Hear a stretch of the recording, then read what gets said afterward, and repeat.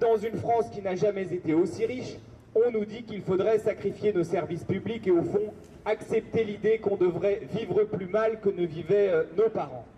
Sauf que la réalité, c'est que de l'argent, il y en a beaucoup. Et que la Banque Centrale Européenne, institution dont vient de parler Denis Durand, cette Banque Centrale Européenne, depuis 10 ans, depuis la crise de 2008, elle a versé 3 000 milliards d'euros aux banques privées et notamment à celles qui se trouvent juste derrière nous. 3 000 milliards d'euros. Et dans le même temps, il nous explique en long, en large et en travers qu'il n'y aurait plus d'argent pour nos services publics.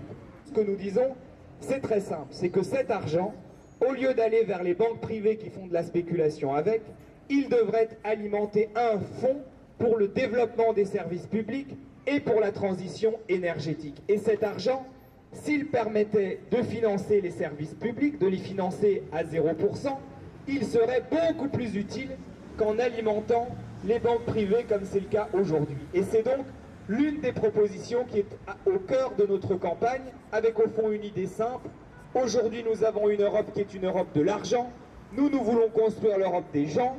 Et pour construire l'Europe des gens, il faut mettre l'argent au service des gens. Mettre l'argent qui existe au service du plus grand nombre, au service de la transition énergétique. Bref, faire en sorte que dans un monde qui est aussi riche, on puisse vivre bien, on puisse vivre ensemble, on puisse donner un peu de bonheur à nos enfants. C'est le projet que nous défendons pour la France et pour les 500 millions d'Européens. Pour le faire, il faut que nous ayons des députés européens demain. Et il faut donc se mobiliser très nombreux le 26 mai prochain.